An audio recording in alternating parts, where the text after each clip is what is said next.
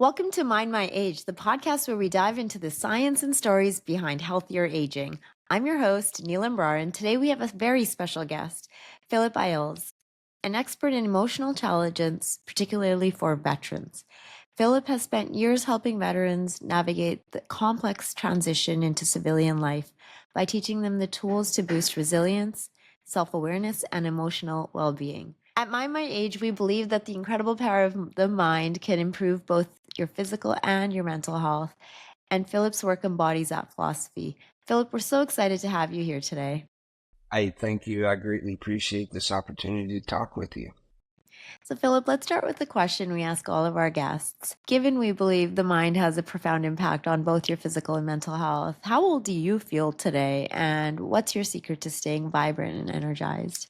Well, age is a number. There's days where I feel like I'm 22, but I realize I have the experience of a 52-year-old that I can't uh, repress and look at it as you're right. It's mind and body. If they're not in alignment, you're out of whack. And I think in nature, in itself, we're made to find balance because we all go through our things that we do. And now it's about realizing, going, whew, stopping and paying attention to what you're doing and realize that you get to write a new chapter in your book every day. Philip, as a veteran, you spent time in Iraq and you saw things that most civilians will never see. Um, when you transitioned back into civilian life, that perspective that you came with, how did you make that transition and what have you learned from that transition? Well, what I'm learning is I needed to find out who I was because I knew how to work in chaos. I was designed for it because I found out that we all have trauma in our lives. It's how you persevere through it what truly matters because that's life and it's been around since we recorded history. Trauma's always been there. It's how you define it. And do you let it define you, or do you just go, yeah, that was something I went through. Thank God I survived it. And understand there are many different perspectives. And if you focus on the negative, negative was all you're getting. You focus on the positive, what you gained from the horrible trauma that you went through. And you look at you're so much stronger now than you were back then. And it doesn't exist anymore. It's all in our head. And when we're stuck in the past, we neglect our physical because we're not feeling good and we don't see the need for exercise, or you end up sitting on your couch waiting for seeing life pass you by. And what I've been doing lately is I get out and interact with veterans and first responders because I get it. I know where their mindset is. But now, how do you take that mindset and then transition it back into the civilian world where the terminology, the mannerisms, everything that you're involved in with what you're doing overseas, you bringing that back here and looking at, I don't need to take a tank to a conversation or helicopters or the whole arsenal. You know, how about I walk into it? And it reminds me back when I was younger, they always said it's much easier to calmly walk into a situation rather than run and scare everybody away. Absolutely. And you spend a lot of time in your career now talking about emotional intelligence and how that can be life changing. Having emotional intelligence, especially through a transition, reflecting on what was and what is now, how do you use that to help other veterans through their transitions? Awareness. A lot of it's self awareness because there's times that uh, we joke a lot in the military, we razz each other and everything, but when we do bring those type of same joking, no one takes things personal into the civilian side, I notice it's not as accepted because they don't understand it, because they didn't have the training or the experience or the camaraderie that we had, and where we trusted each other because we had a job to do. And I realized when I came back, I had no emotional intelligence. I raised my daughters like they were boys because that's all I knew. And I grew up around all guys and was in the military with all guys, and I wasn't female friendly. I didn't understand it. And it's because the only emotion I showed was anger when I was at home. But yet, if I can get but in a chaotic situation, I'm calm as a cucumber, and I look at it as getting the task done. And I do have empathy for the ones that I'm interacting with during that situation. But yet, I always had a higher standard for Americans than I did for the rest of the world. And it was my fault, my thoughts, my beliefs, and my misunderstanding, to where once I read Daniel Goldman's book, Emotional Intelligence 2.0, because I didn't think I was missing anything. And it was my own ignorance and misunderstanding of my emotions, and because we're taught not to show them. Self-awareness is something that you only see when you're looking for it, right? And so what are three ways that veterans and those listening can use self-awareness to help improve both their, well-being and their transition into their new life? Well, first is pick and choose your battles. Not everything needs to be. I try to solve everybody's problems, and ended up ticking them off and making myself miserable. So the biggest thing is stop. Wait a second and ask yourself, why am I talking?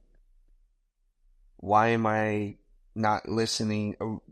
I need to listen to what they're saying, because what happens if they're in their mind they believe what they're saying, or they wouldn't say it. So now I can, part of the self awareness is stopping and going, okay, what if they're right? What can I do? And only you can take responsibility just for yourself. I can't take it for my family or anybody else's, the way they handle things. But a lot of the emotional intelligence, self awareness is control. And that's the last thing, is control yourself. Because every time I got upset, no matter if I was 100% right or wrong, I lost. Because people no longer looked at why I was upset. They were dealing with the fact that is right in front of them, that you have a 240-pound guy ticked off and raging in front of you, and you don't know my capabilities or what my intent is. And with that, that's why I switched to the love mindset, because it gets me to look in the good of things rather than the negative, because there's nothing perfect. And you got to ask yourself, did I make the best decision for emotionally, or was it logic? And usually the emotional ones is where you make your mistakes. So what are the top three items that a person can identify to improve their self-awareness? Well, like I said, stop, pay attention, and the second one is listen. Listen to what's being said, and are you taking it personal? And the last thing is control. You gotta control your responses, and you'll freak people out when you don't react the way they expect you to. When you go in and go, oh, well, I can see your point, and let's go this way. And I'm about de-escalation rather than escalating situations. I try to find ways to find the win-win. Right. So stop, listen, and control your responses.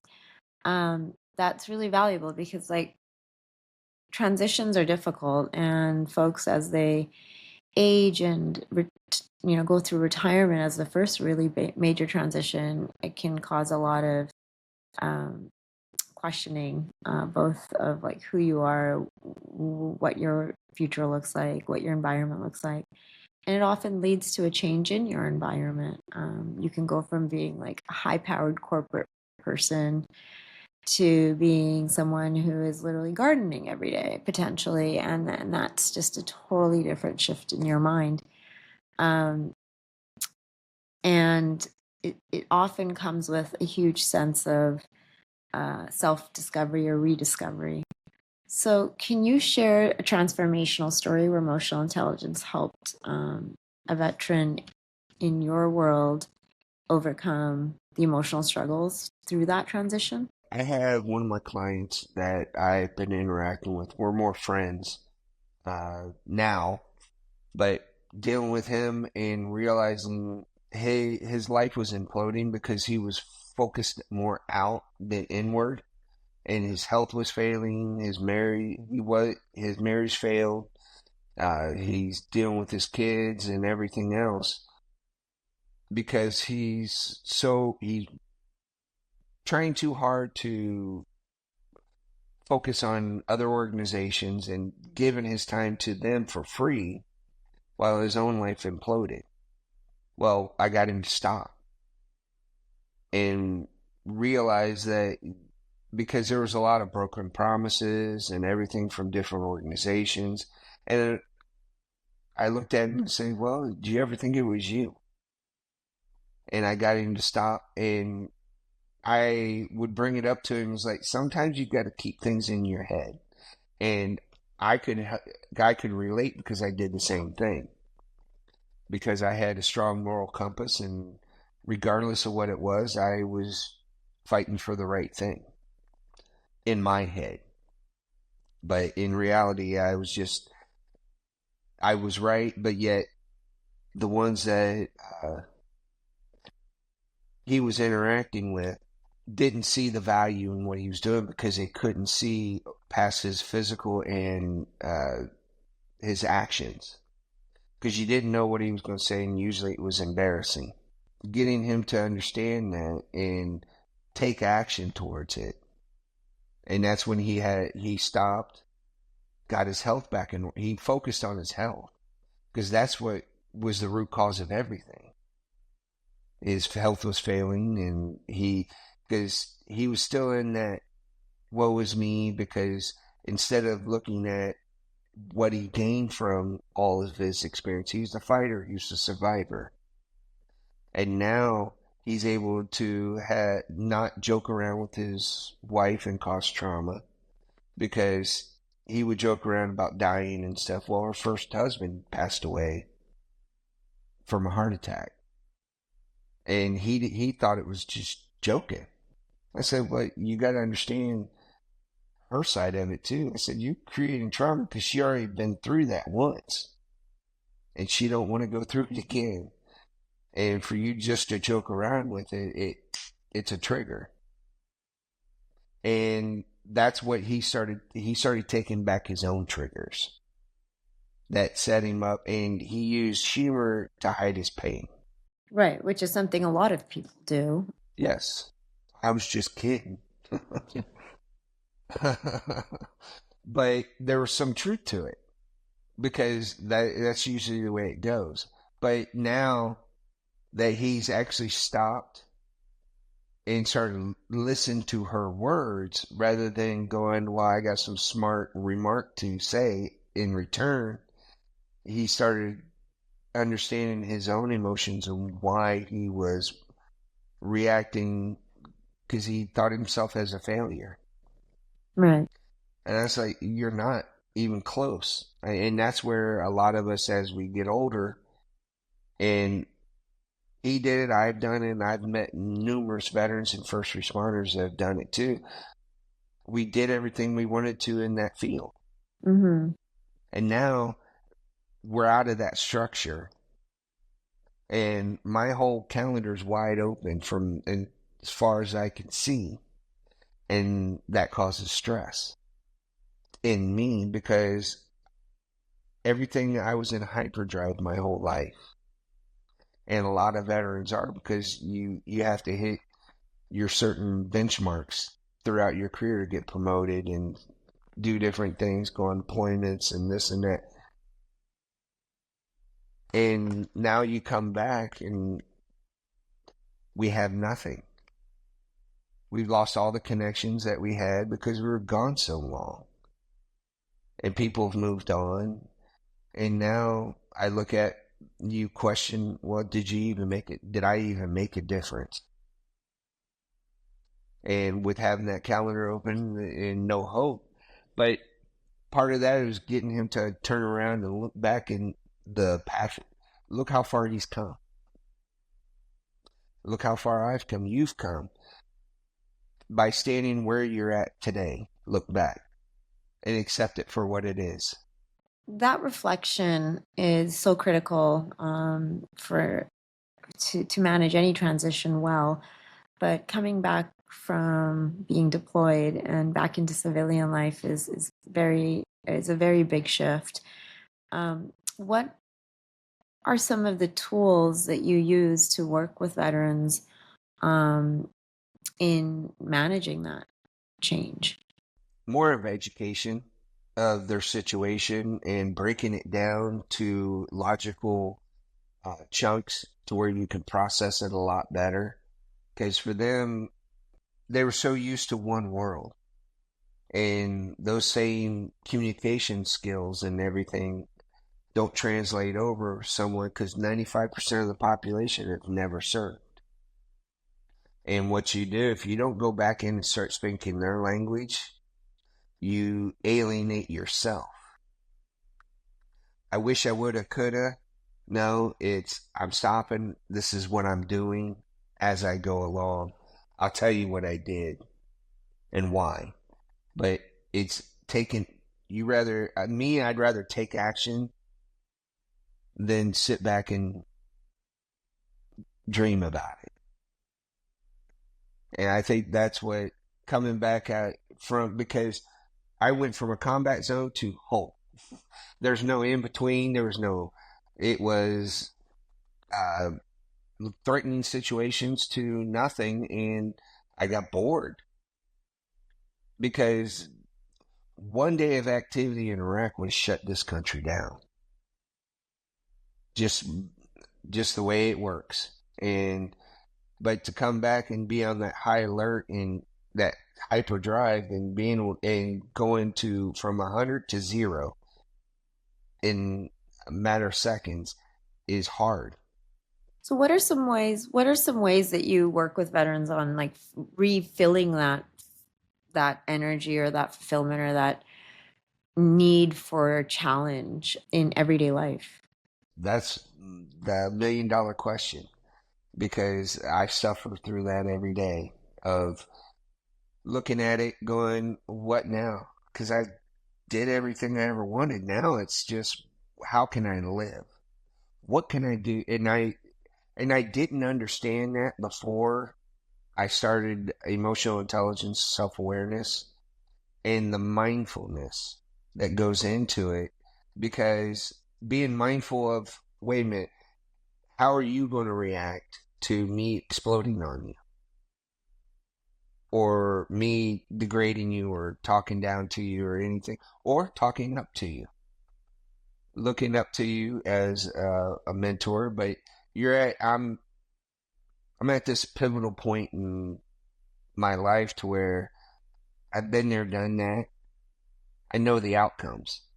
Yeah, that now I want to get into something, try something new, and it all started getting them back to okay, how are you eating? How are you? What's your action? Are you exercising at all, or are you staying in front of the TV and watching the world pass you by? Because how am I having a positive effect on the people around me and learning their language? So what's a practical example of how you use emotional intelligence practices to live your day-to-day life? Like what are the 3 or 4 must-haves each day that you incorporate into your routine to keep you on track? First is gratitude. Gratitude that I'm better off than I was yesterday. Or if I'm not better off, well, okay, how can I make my day better, build upon what I did yesterday? Uh, that in the communication end of it, learn how to communicate because I didn't know how to communicate with women. And that's where my wife came in and is teaching me how to. Because even having 3 daughters, I realized I didn't know how to interact with them because their girl brain and my male brain were tackling the problem at 2 different ends, but we were saying the same thing. And so communication was is a major factor in realizing that inclusivity, I guess that's what you call it, getting people involved in it's not just one person's thought. I want to hear everybody's and then come to a consensus of understanding. I don't have to agree with you, but that's where the love comes in. I love myself first. I fill my cup with love. And everything that I'm doing with my health, my diet, my uh, exercise, reading, learning something new every day is a goal because and that's where living in the moment. I live more in the moment now than I have ever have in my life because I don't have the burdens of commitments to to a career and looking, oh, I've got another 10 years before I can retire. Well, no, what do you do when every day's a Friday? So therapy is also a powerful tool for unlocking emotions, emotional intelligence, practical ways to live life, guiding folks through those transitions. Um, as a veteran, do you believe that there's benefit to therapy, and how can veterans who might be stigmatized or think that, oh, that's not for me, like how would you speak to them about considering therapy as an option? Therapy has its place in our world because there are certain things that you discuss with a therapist. Their job is to guide you mentally and to get you expressing yourself and every. I'm not a therapist. I'm a coach. I consider more of a facilitator because what it is I want to facilitate you living your happiest life and getting them to understand you're the only one that controls you and your decisions to wake up and show up. And showing up now is the biggest part is we talk ourselves out of things. It's not gonna, or we go off of previous things where nothing really happened. Well, no, it's all about showing up and putting effort into your life because you can sit here and sit on the couch, get drunk, and uh, self medicate that way, but you're not, all you're doing is putting band aids on a gaping wound that needs stitches. And I think with therapy and either psychotherapy, uh, there's the neurology behind it. We're finding so many different new ways of dealing with things because a lot of this in human history we never talked about. And that's where we fail is we bottle it up and repress it because we had decades of trauma. And what I'm finding out with as we lift one, we get them to through one situation, another one pops up, and then you have to start the process over again because each one of them is things that you repressed over your lifetime adds up, and realizing it doesn't even exist in the real world. It's all in your head. Anything this beginning of this conversation is in the past. It You can try to recreate it, but it's never the same. And you got to look at it as with yourself as a veteran. You did everything you were supposed to. You retired or young, and I think that's what gets a lot of us because now we're having to start another career at the bottom because companies don't know you. They don't know what your capabilities are. And unless you get out and network, you don't know. All the great jobs are never posted. And most of the good jobs I've had is because I went in and talked to the right people that helped me tailor my resume to fit their needs. And but that was the real that's a big problem when we know we're not going to do the military anymore. We want to get out of it, but yet it's been ingrained to us from a young age. When folks are discharged and they're coming back home, and they're looking to enter civilian life and be, and possibly they have goals and dreams and things they want to do. How, like, what's a good framework for them to lay those plans out so that they can align their goals and future aspirations?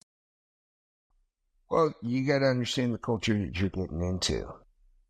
I think learning how to communicate with people that you're interacting with, because we're all human, and I don't believe I'm better or worse than anyone. I'm just me. We wouldn't thrive as a society if we all did the same things. And I guess it's crippling because you never look at it as self-reflection. You just look at it as performing. And same thing with athletes and everybody. You do it such a young age, you lived a full life in that time frame because you were busy doing something for a common goal. And now you happen to create your own. Yeah, it's it's the old thing of if you don't take care of yourself, you're not going to be around for the wonderful things that are yet to happen. Yeah. Philip, it's clear that you've done a lot of work on yourself, and it's so nice to see that you're taking what you learned and you're coaching others to support their journeys.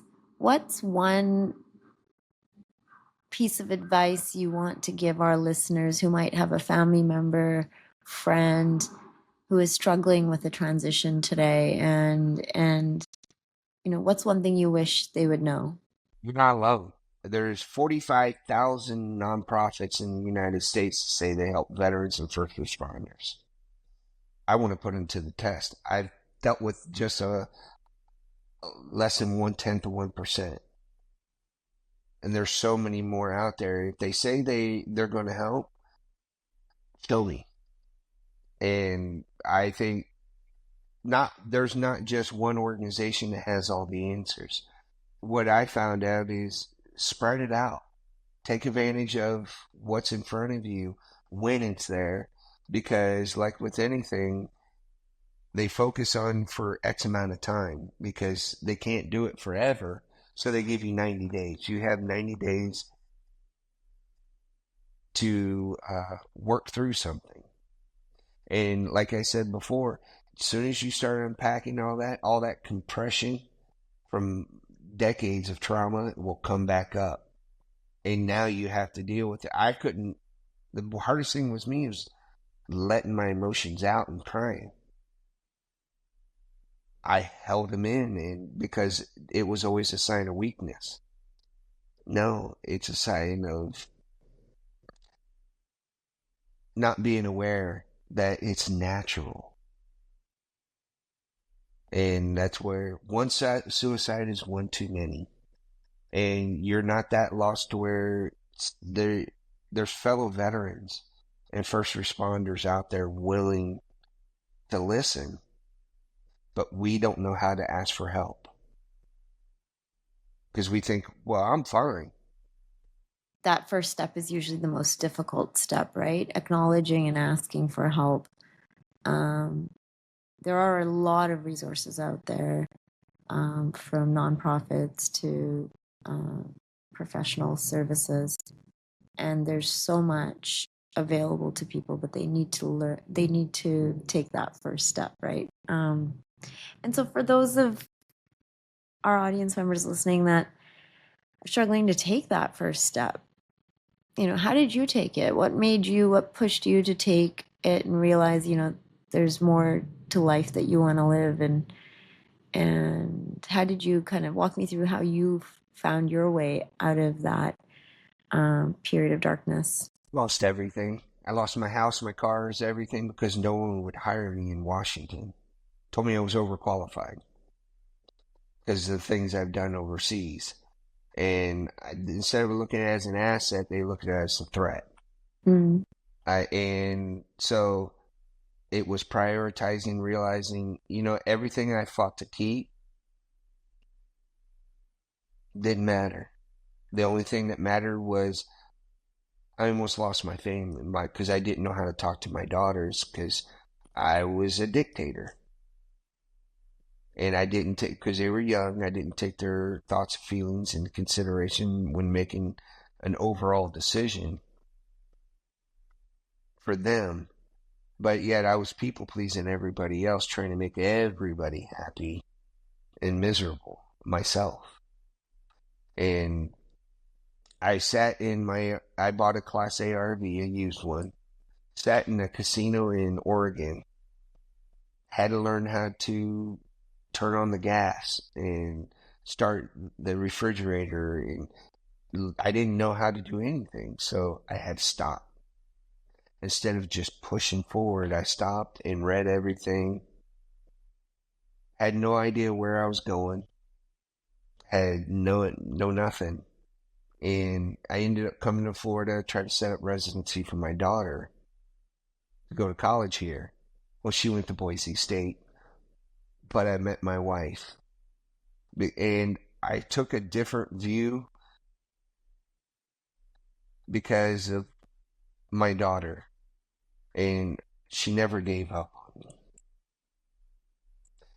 And that's when I met my current wife. And she was everything I wasn't. She grew up a horse girl, and she understood emotions because you have to. Animals don't talk. I saw no purpose in animals before that.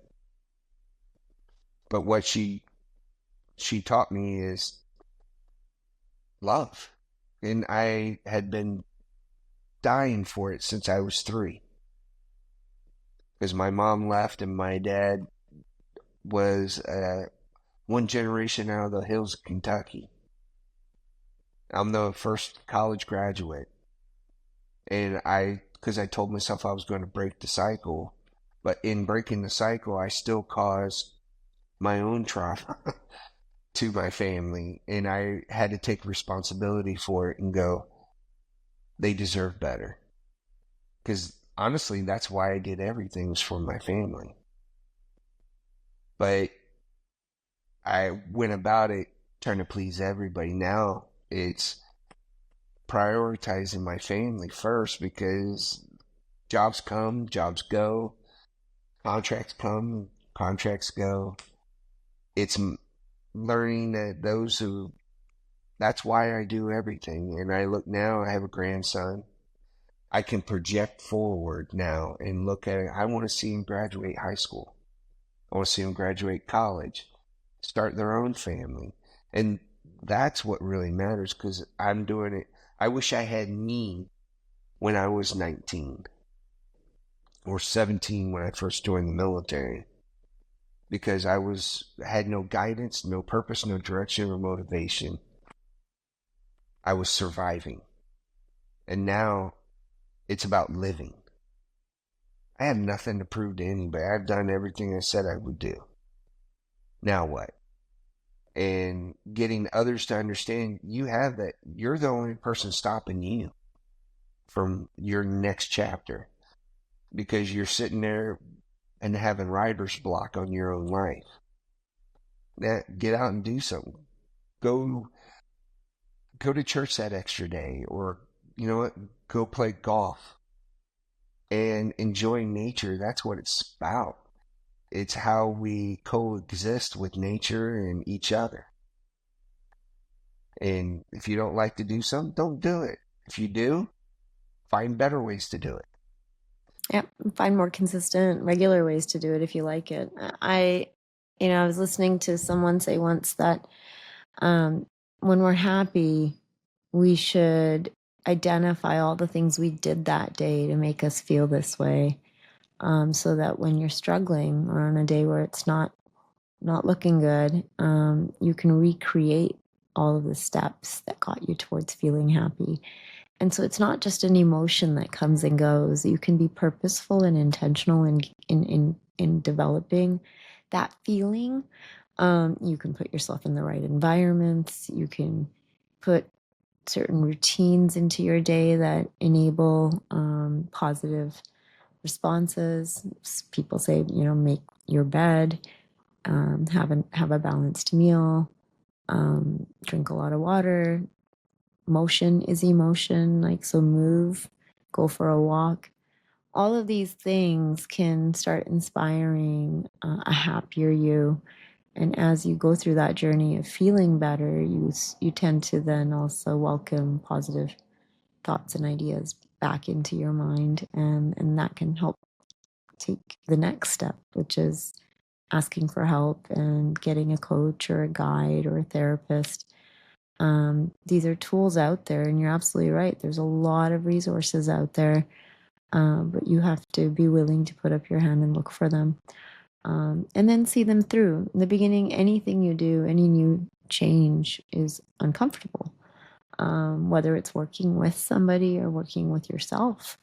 Um, it's uncomfortable. You have to stick with it. I've many a times gone to a gym and walked out because I'm not ready, right? And it's okay to have a few false starts, right? Race, when people run a race, they can have a false start. It's possible, but if you don't succeed, try again. And it's true. You've just got to keep trying, and every little win counts, and celebrate it.